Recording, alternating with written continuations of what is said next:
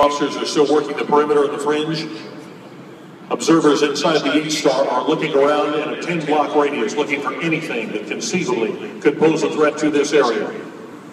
Additional information is now being put in.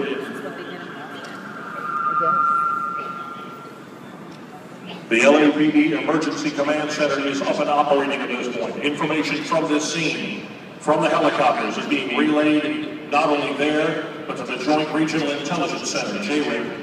They're getting a real-time view of what is happening, and in another 90 seconds after that, the information will be relayed back to Washington, D.C., indicating that a major terrorist incident is happening in Los Angeles, and that federal resources might conceivably be needed. And the incident continues.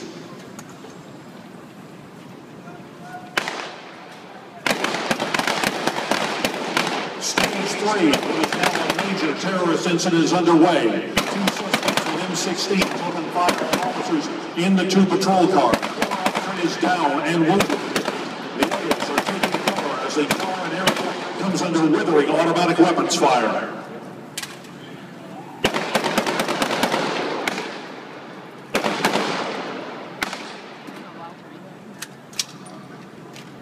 Traffic all of a sudden is in the area. These are LA drivers, of course. They were unaware of what's going on, and all of a sudden they are part of the problem and part of the instance. They are on to Figueroa Street before they realize what's happening. The bullets going by their heads.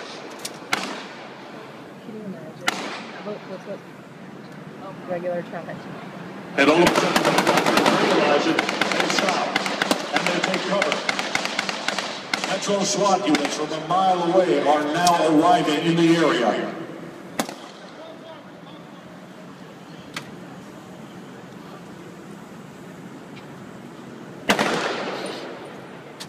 Officers are commenting on the tactical frequencies that they are outgunned. The suspects outgunned them at least 2 to 1. More than 200 rounds have been fired in the last 90 seconds. The terrorists are not in a position to do anything but to continue the fight.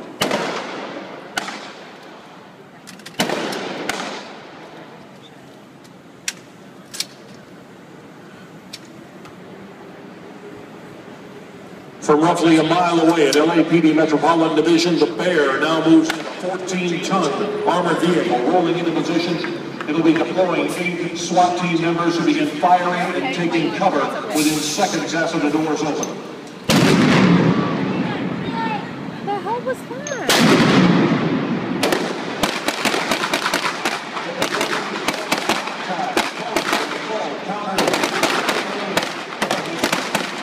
Take cover in advance. Never giving the suspects an opportunity to put their heads up without a running risk of getting killed.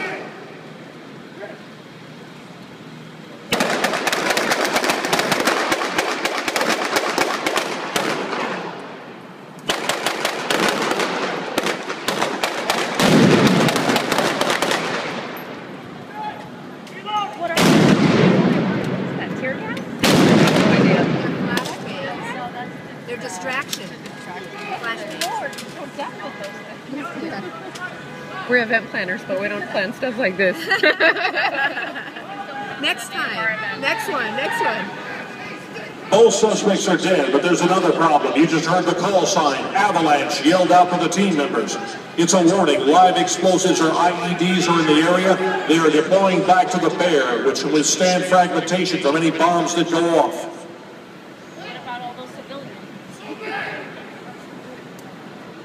DT, we're initiating off rescue.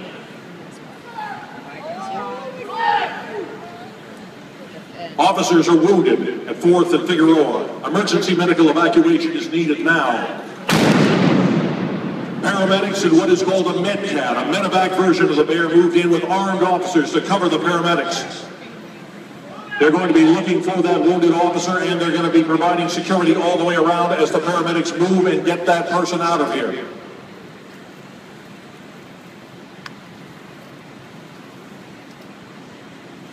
You can see on the screen the paramedics taking that wounded officer inside. They're ready to provide emergency medical treatment within seconds.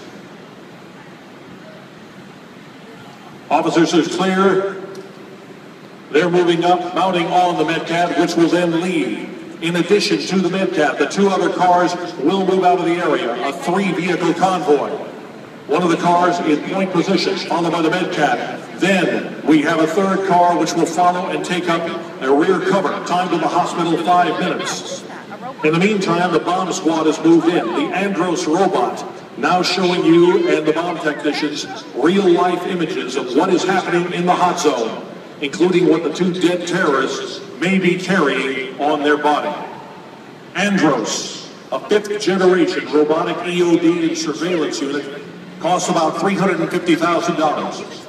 Using its tracks, it can climb stairs, scale low walls, and use its robotic arm to grab or move or examine any object, and that colored camera provides high definition with anything they want to see. If necessary, the technician can even perform a render-safe procedure, destroying an IED on the spot with a mounted disruption device. The remote operational range for Andros, roughly 1 mile.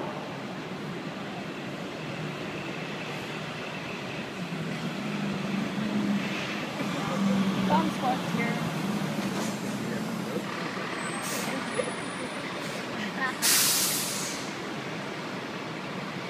Bomb squad to CP, confirmed with explosives on the vest. Suspect killed in action. The vest appears to be manual in nature. Not sure of any other remote detonators or booby traps. We're going to bring it up to the TCV. Andros is doing what it is doing right now, reconnaissance, and now it is going to try to remove that explosive vest from this particular terrorist. The robotic arm has the ability to pull at least 80 pounds or more of weight, capable of moving anything or taking something right off of a terrorist.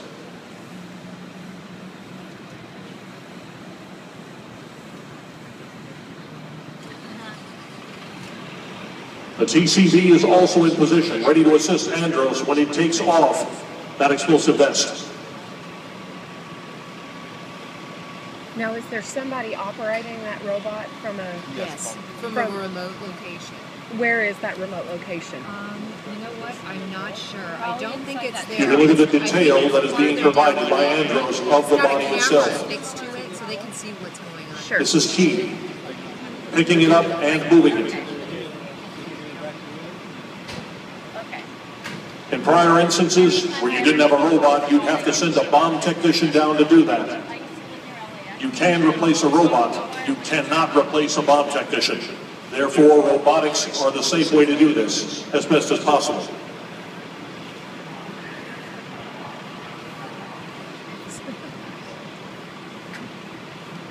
Andros has now got that vest, is doing some additional surveillance, looking around and looking about, relaying information to the bomb technicians.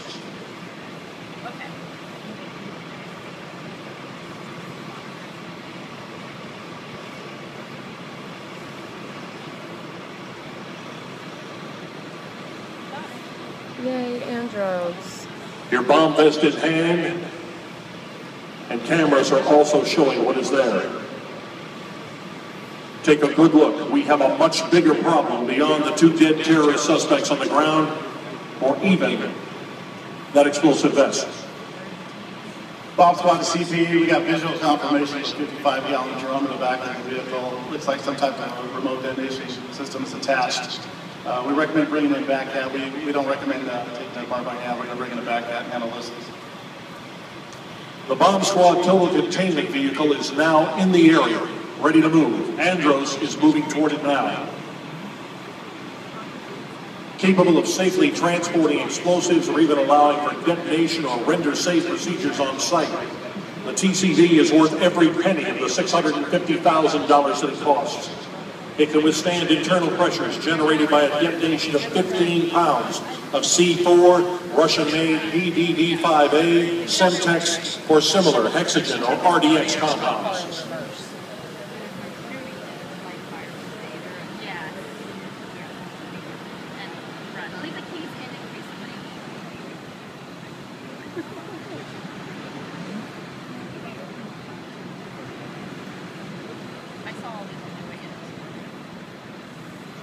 You should have seen my drive-in this morning. I was like, forgot about all Andros this now stuff. moving that vest up to the TCV.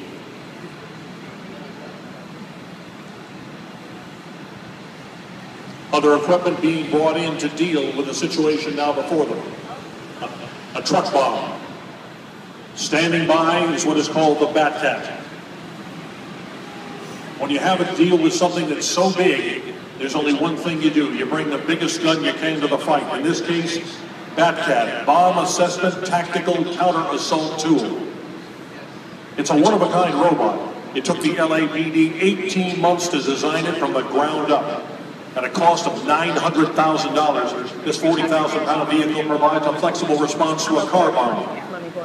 Depending on what the bomb techs want to do, they can do a number of things. They can deliver a countermeasure to the bomb with a drill that will go right through the roof of it. The camera showing where the charge should be placed. If it would work better to expose the devices completely, it has a large claw that can rip the car open from the top or tear the doors off on the side. And if neither of those options is available or viable, there's always a simple one. Pick up and go.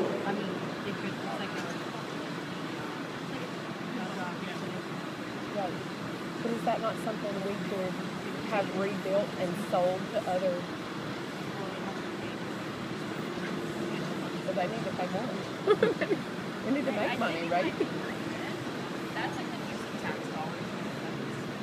The forks are underneath that vehicle. As you can see, Batcat is strong enough to pick up the entire car, and with the operator working the controls from a mile away, it can move and take that entire car bomb to a safe location. Just for the record, new technology is about to be brought online that will allow the Batcat to pick up a suicide bomber, vest and all, and place them inside the TCB. See, I could have saved my son for LAPD and they could have used it. There you go. They could have actually.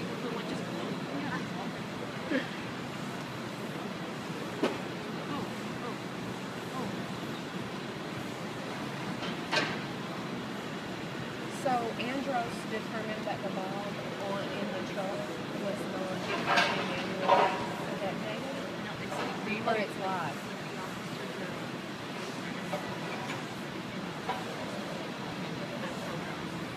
Determined that. So then they came in to remove it.